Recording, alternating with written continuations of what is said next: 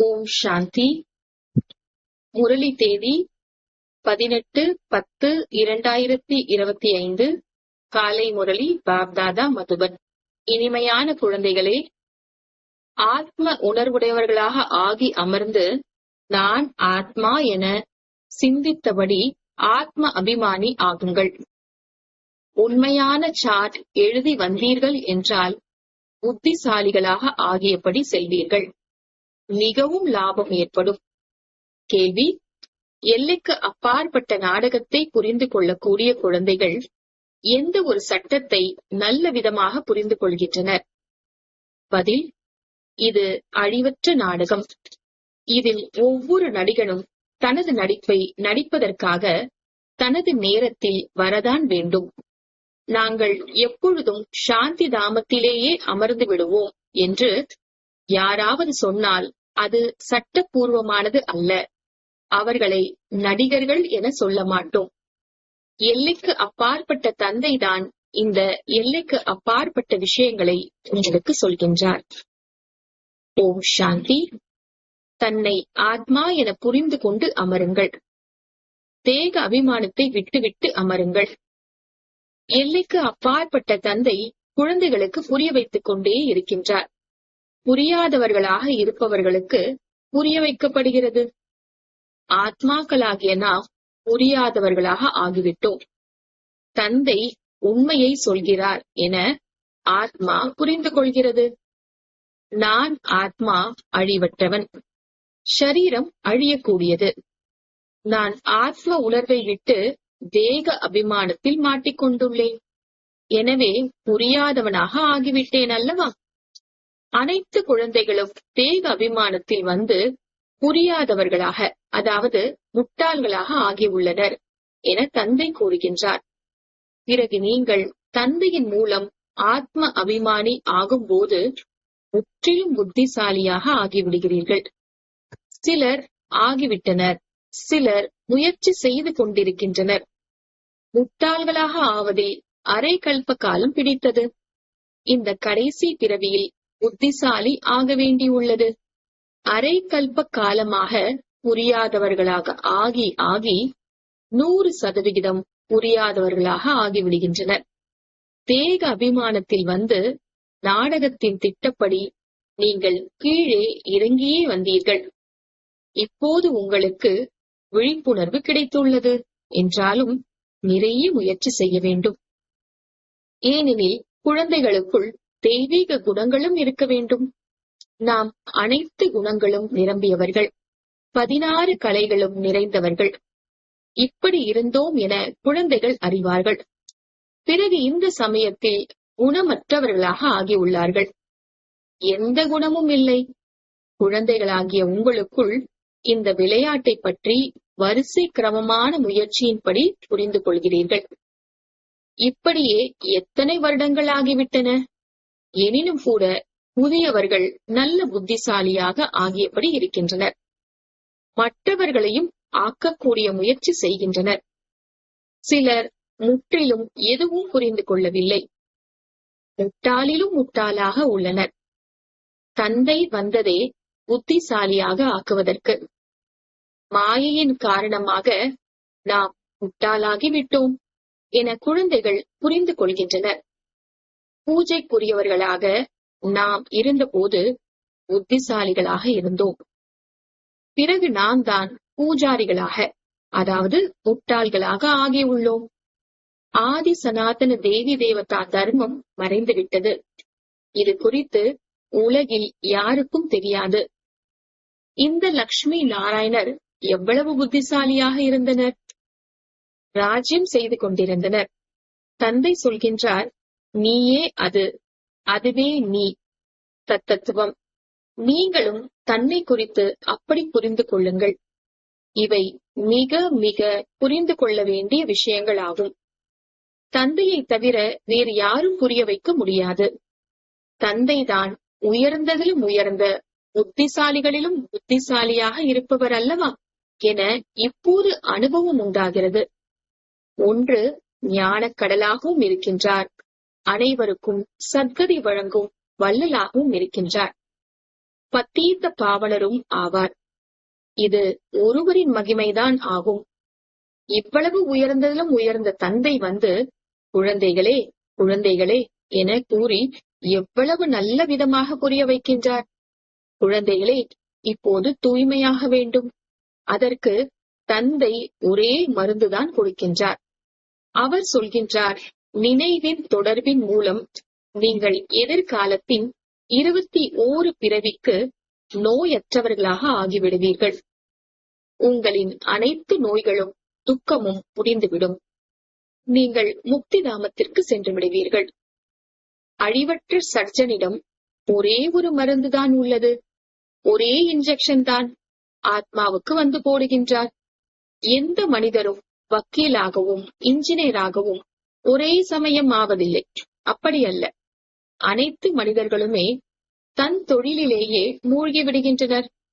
வந்து பத்தீத்தத்திலிருந்து பாவனமாக்குங்கள் என தந்தைக்கு சொல்கின்றனர். ஏனென்றால் தூய்மையற்ற நிலையில் துக்கம் உள்ளது. சாந்தி தாமத்தை தூய்மையான உலகம் என கூறுவதில்லை. சொர்க்கத்தை தான் தூய்மையான உலகம் என சொல்வோம். மனிதர்கள் அமைதி மற்றும் சுகத்தை விரும்புகின்றனர் என்பதையும் புரிய வைத்துள்ளார். உண்மையிலும் உண்மையான அமைதி என்பது அங்கே உள்ளது, அதாவது பரந்தாமத்தில் உள்ளது. அது சாந்தி தாமம் என சொல்லப்படுகிறது. சாந்தி தாமத்திலேயே இருந்து விடுகின்றோம் என பலர் சொல்கின்றனர். ஆனால் அதற்கு சட்டத்தில் இடம் இல்லை. அப்படி விரும்புபவர்கள் நடிகர்களாகவில்லை என அர்த்தம். குழந்தைகள், நாடகத்தையும் கூட புரிந்து கொண்டு விட்டீர்கள். நடிகர்களின் நடிப்பு எப்போது இருக்குமோ அப்போது வெளியில் மேடையில் வந்து நடிப்பை நடிப்பார்கள். இந்த எல்லைக்கு அப்பாற்பட்ட விஷயங்களை எல்லைக்கு அப்பாற்பட்ட தந்தை தான் புரிய வைக்கின்றார். அவர் ஞானக்கடல் என அழைக்கப்படுகின்றார். அனைவருக்கும் சத்கதியை வழங்கும் வள்ளல், பதீத பாவனராக இருப்பவர். அனைவரையும் தூய்மைப்படுத்துபவர் தத்துவமாக இருக்க முடியாது. நீர் முதலான அனைத்தும் தத்துவங்களாகும். அவை எப்படி சத்கதியை கொடுக்கும்? ஆத்மாதான் நடிப்பை நடிக்கிறது. ஆட்டயோக நடிப்பும் கூட ஆத்மா நடிக்கிறது. இந்த விஷயங்களையும் புத்திசாலியாக இருப்பவர்கள்தான் புரிந்து கொள்ள முடியும். தந்தை எவ்வளவு புரிய வைக்கின்றார், எப்படி பூஜைக்குரியவரிலிருந்து பூஜாரி ஆக்குகின்றார் என மனிதர்கள் புரிந்து கொள்ளும் விதமாக ஏதாவது யுக்தியை உருவாக்குங்கள். பூஜைக்குரியவர்கள் இருப்பது புதிய உலகத்தில், பூஜாரிகள் இருப்பது பழைய உலகத்தில். தூய்மையானவர்கள் பூஜைக்குரியவர்கள் எனவும், தூய்மை இழந்தவர்கள் பூஜாரிகள் எனவும் அழைக்கப்படுகின்றனர். இங்கே அனைவருமே தூய்மையற்றவர்களாக இருக்கின்றனர். ஏனென்றால் விகாரத்தில் பிறவி எடுக்கின்றனர். அங்குள்ளவர்கள், அதாவது சொர்க்கத்தில் உள்ளவர்கள் உயர்ந்தவர்கள், சம்பூரண சிரேஷ்டாச்சாரி என பாடவும் செய்கின்றனர். இப்போது குழந்தைகளாகி நீங்கள் அப்படி ஆக வேண்டும், உழைக்க வேண்டும். முக்கியமான விஷயம் நினைவினுடையது ஆகும். நினைவில் இருப்பது மிகவும் கஷ்டமானது என அனைவரும் சொல்கின்றனர். நாங்கள் விரும்பிய அளவு நினைவில் இருக்க முடிவதில்லை. யாராயினும் உண்மையான சாட், அதாவது நினைவின் அட்டவணை வைத்தால் மிகவும் லாபம் ஏற்படும். தந்தை குழந்தைகளுக்கு இந்த ஞானத்தை கொடுக்கின்றார். மன்மனாபவ. நீங்கள் அர்த்தத்துடன் சொல்கிறீர்கள். உங்களுக்கு தந்தை அனைத்து விஷயங்களையும் சரியான விதத்தில் அர்த்தத்துடன் புரிய வைக்கின்றார். தந்தையிடம் குழந்தைகள் பல விதமாக கேள்விகளை கேட்கின்றனர். தந்தை அவர்கள் மனம் போனாதவாறு ஏதாவது சொல்கின்றார். ஆனாலும் என்னுடைய வேலையே பத்தீத்தத்திலிருந்து பாவனமாக்குவது என தந்தை கூறுகின்றார். என்னை நீங்கள் இதற்காக தான் அழைக்கிறீர்கள். ஆத்மாக்களாகிய நாம் ஷரீரத்துடன் தூய்மையாக இருந்தோம் என நீங்கள் அறிவீர்கள். இப்போது அதே ஆத்மா ஷரீரத்துடன் சேர்ந்து தூய்மையற்றதாக ஆகியுள்ளது. 84 பிறவியின் கணக்கல்லவா? இப்போது இந்த உலகம் முட்கள் நிறைந்த காடாகி உள்ளது என்பதை நீங்கள் அறிவீர்கள். இந்த லக்ஷ்மி நாராயணர் மலர்கள் அல்லவா? அவர்கள் முன்பாக சென்று முட்கள் சொல்கின்றன, நீங்கள் அனைத்து குணங்களும் நிறைந்தவர்கள், நாங்கள் பாவிகள், கபடமிக்கவர்கள். அனைத்திலும் பெரிய விகாரம் காம விகாரமாகும். இதன் மீது வெற்றி கொண்டு உலகை வென்றவர் ஆகுங்கள் என தந்தை கூறுகின்றார். பகவான் ஏதாவது ஒரு ரூபத்தில் வரவேண்டும் என மனிதர்கள் நினைக்கின்றனர். பாக்கியசாலியின் ரதத்தில் அமர்ந்தபடி வரவேண்டும். பழைய உலகை புதிய உலகமாக ஆக்குவதற்காக பகவான் வரவேண்டியுள்ளது. புதிய உலகம் சத்தோ பிரதானம், பழைய உலகம் தமோ பிரதானம் என கூறப்படுகிறது. இப்போது பழைய உலகமாக இருப்பதால் கண்டிப்பாக தந்தை வரதான் வேண்டும். தந்தைதான் படைப்பவர் என அழைக்கப்படுகின்றார். குழந்தைகளாகிய உங்களுக்கு எவ்வளவு எளிதாக புரிய வைக்கின்றார். எவ்வளவு குஷி இருக்க வேண்டும். மற்றபடி யாருக்காவது கர்ம போகத்தின் கணக்கு வழக்கு இருந்தாலோ வேறு எதுவாக இருந்தாலும் அதை அனுபவிக்க வேண்டும். அதில் பாபா ஆசீர்வாதம் செய்வதில்லை. என்னை அழைக்கவும் செய்தீர்கள். பாபா, எங்களுக்கு ஆஸ்தி கொடுங்கள். பாபாவிடம் எந்த ஆஸ்தியை அடைய விரும்புகிறீர்கள்? முக்தி ஜீவன் முக்தியினுடைய ஆஸ்தி. முக்தி ஜீவன் முக்தி வழங்கும் வள்ளல் ஒரே ஞானக் கடலான தந்தை ஆவார். ஆகையால் அவர் ஞானத்தின் வள்ளல் என அழைக்கப்படுகின்றார். பகவான் ஞானத்தை கொடுத்தார். ஆனால் எப்போது கொடுத்தார், யார் கொடுத்தது என்பது யாருக்கும் தெரியாது. அனைத்து குழப்பங்களுமே இதில்தான் உள்ளது. யாருக்கு ஞானத்தை கொடுத்தார் என்பது யாருக்கும் தெரியாது.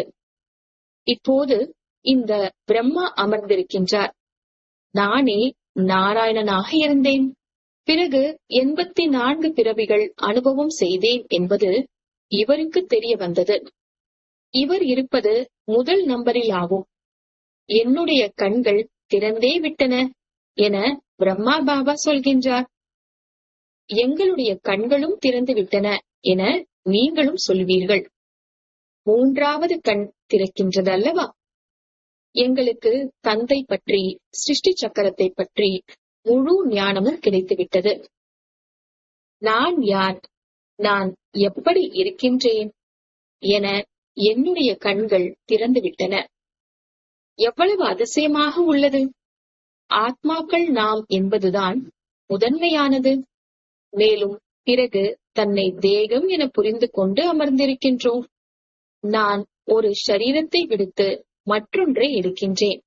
எனினும் நான் தன்னை ஆத்மா என்பதை மறந்து தேக அபிமானி ஆகிவிடுகின்றேன் என ஆத்மா சொல்கின்றது.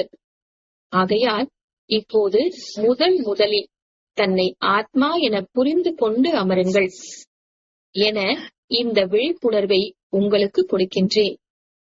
நான் ஆத்மா என உள்ளுக்குள் இதையே சிந்தித்தபடி இருங்கள். ஆத்மா என புரிந்து கொள்ளாததால் தந்தையை மறந்து விடுகிறீர்கள். நாம் அடிக்கடி தேக அபிமானத்தில் வந்து விடுகின்றோம் என உணர்கிறீர்கள். உழைக்க வேண்டும். இங்கே அமர்ந்திருந்தாலும் ஆத்ம அபிமானியாகி அமருங்கள். நான் குழந்தைகளாகிய உங்களுக்கு ராஜ்யத்தை கொடுப்பதற்காக வந்துள்ளேன் என தந்தை கூறுகின்றார். அரை கல்பம் நீங்கள் என்னை நினைவு செய்தீர்கள். ஏதாவது விஷயத்தை எதிர்கொள்ள வேண்டி இருந்தால் ஐயோ ராமா என்கின்றனர். ஆனால் ஈஸ்வரன் அல்லது ராமர் யார் என்பது யாருக்கும் தெரியாது. ஞானக்கடல், பதீத பாவனர், அனைவருக்கும் சத்கதி வழங்கும் வள்ளல், திரிமூர்த்தி பரம்பிதா பரமாத்மா சிவன் என நீங்கள் நிரூபிக்க வேண்டும்.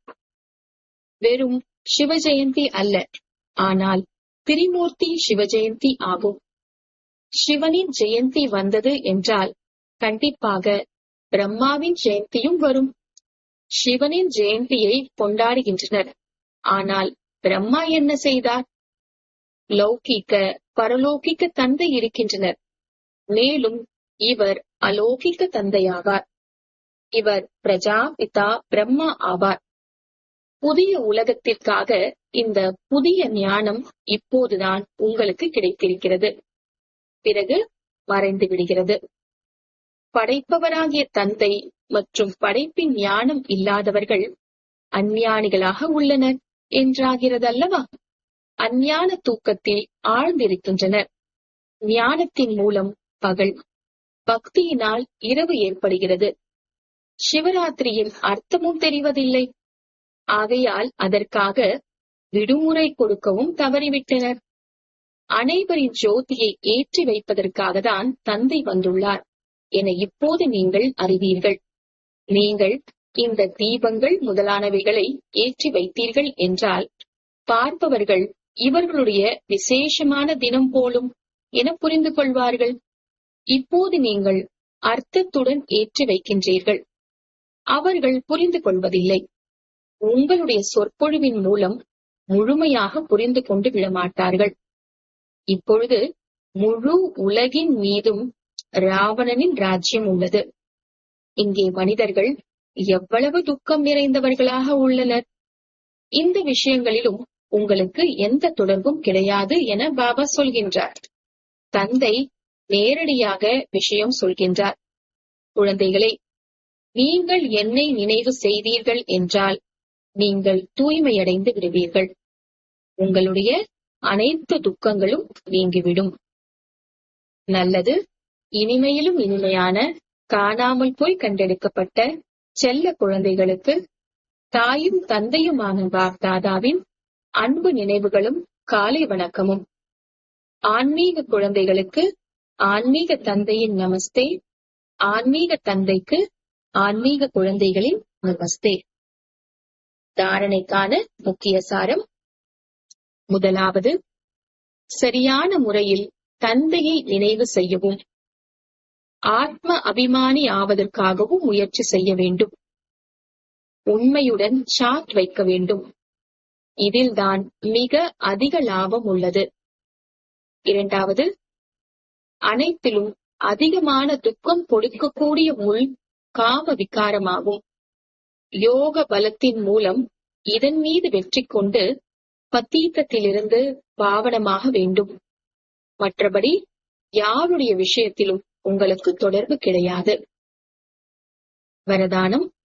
நடைமுறை வாழ்க்கை மூலம் பரமாத்ம ஞானத்தை நிரூபணம் கொடுக்கக்கூடிய தர்ம யுத்தத்தில் வெற்றியாளர் ஆகுக. நடைமுறை வாழ்க்கை மூலம் பரமாத்ம ஞானத்தின் நிரூபணம் கொடுக்கக்கூடிய தர்ம யுத்தத்தில் வெற்றியாளர் ஆகுக. விளக்கம். இப்பொழுது தர்ம யுத்தத்தின் மேடைக்கு வர வேண்டும். இந்த தர்ம யுத்தத்தில் வெற்றியாளர் ஆகுவதற்கான சாதனமாக இருப்பது உங்களுடைய நடைமுறை வாழ்க்கையே. ஏனென்றால் பரமாத்ம ஞானத்தின் நிரூபணமே நடைமுறை வாழ்க்கையாகும். உங்களுடைய மூர்த்தியின் அதாவது தோற்றம் மூலம் ஞானம் மற்றும் குணம் நடைமுறையில் தெரிய வேண்டும். ஏனென்றால் தற்காலத்தில் விவாதம் செய்வதனால் தன்னுடைய மூர்த்தியை நிரூபணம் செய்ய முடியாது. ஆனால் தன்னுடைய நடைமுறை தாரணை மூர்த்தியினால் ஒரு நொடியில் எவரையும் அமைதியாக ஆக்க முடியும். ஸ்லோகன். ஆத்மாவை பிரகாசிக்க செய்வதற்காக பரமாத்ம நினைவின் மூலம் மனதின் குழப்பங்களை சமாப்தி செய்யுங்கள். ஆத்மாவை பிரகாசிக்க செய்வதற்காக பரமாத்ம நினைவின் மூலம் மனதின் குழப்பங்களை சமாப்தி செய்யுங்கள். மாதேஸ்வரி அவர்களின் விலை மதிப்பற்ற மகாவாக்கியங்கள். தலைப்பு. இந்த ஈஸ்வரிய ஞானம் அனைத்து மனித ஆத்மாக்களுக்குமானது. முதலிலோ தன்னிடம் ஒரு முக்கிய பாயிண்டை சிந்தனையில் அவசியம் வைக்க வேண்டும். இந்த மனித சிருஷ்டி என்ற மரத்தின் விதை ரூபமாக பரமாத்மா உள்ளார் என்றால் அந்த பரமாத்மா மூலம் எந்த ஞானம் கிடைக்கிறதோ அது மனிதர்கள் அனைவருக்குமே அவசியமானதாகும். அனைத்து தர்மங்களையும் சேர்ந்தவர்களுக்கு இந்த ஞானத்தை பெற்றுக் கொள்வதற்கு உரிமை உள்ளது. ஒவ்வொரு தர்மத்தின் ஞானமும் தனித்தனியாக இருக்கலாம். ஒவ்வொருவரின் சாஸ்திரமும் தனித்தனியாக இருக்கலாம். ஒவ்வொருவரின் வழிமுறையும் தனித்தனியாக இருக்கலாம். ஒவ்வொருவரின் சன்ஸ்காரமும் தனித்தனியாக இருக்கலாம். ஆனால் இந்த ஞானம் அனைவருக்கும் ஆகும். அவர்கள் இந்த ஞானத்தை பெற முடியாமல் இருக்கலாம், இந்த குலத்தில் கூட வராமல் போகலாம். ஆனால் அனைவரின் தந்தையாக இருக்கும் காரணத்தினால் அவரிடம் யோகம் வைத்தால் பிறகும் கூட அவசியம் தூய்மை அடைவார்கள்.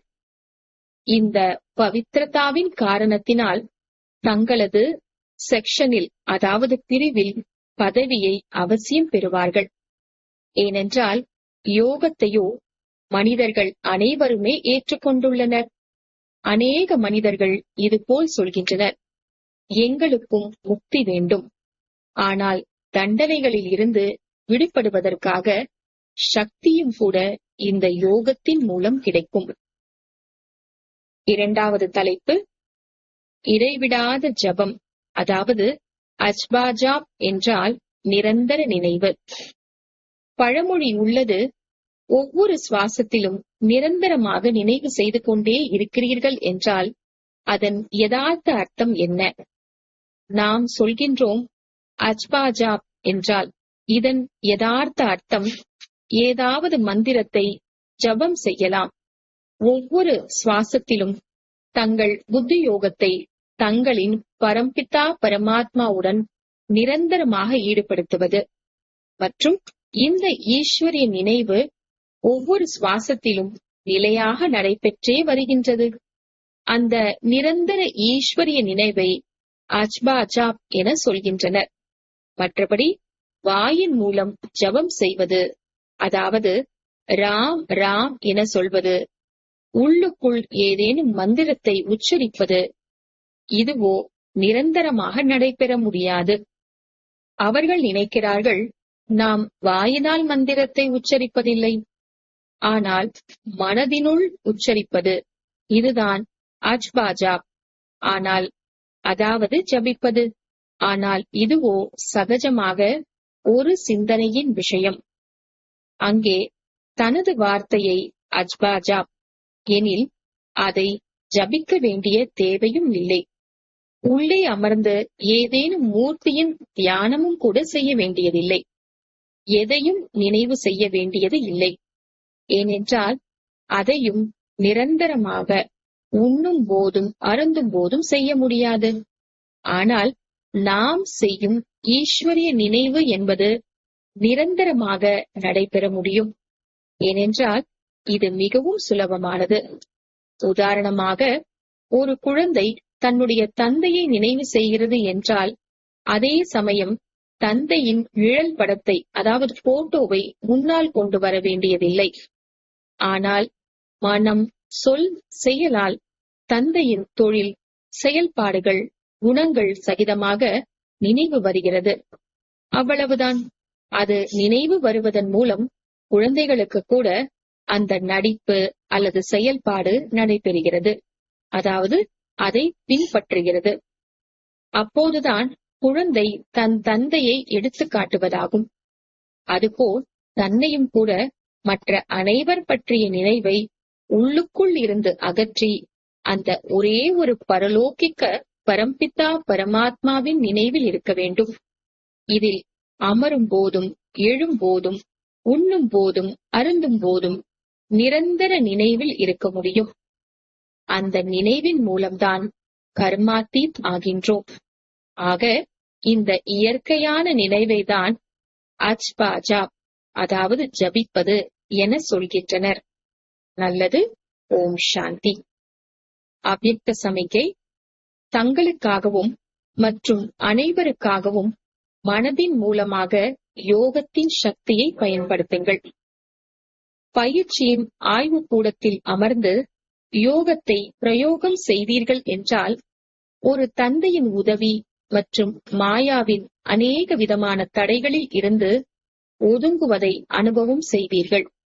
இப்பொழுது ஞானத்தின் கடல், குணங்களின் கடல், சக்திகளின் கடல், மேலோட்டமாக வரும் அலைகளில் ஆடிக்கொண்டிருக்கிறீர்கள். ஆகையினால் அல்ப கால புத்துணர்ச்சியை அனுபவம் செய்கிறீர்கள். ஆனால் இப்பொழுது கடலின் ஆழத்தில் செல்லுங்கள். அப்பொழுது அநேக விதமான விசித்திரமான அனுபவம் செய்து ரத்தினங்களை பெறுவீர்கள். ஓம் சாந்தி.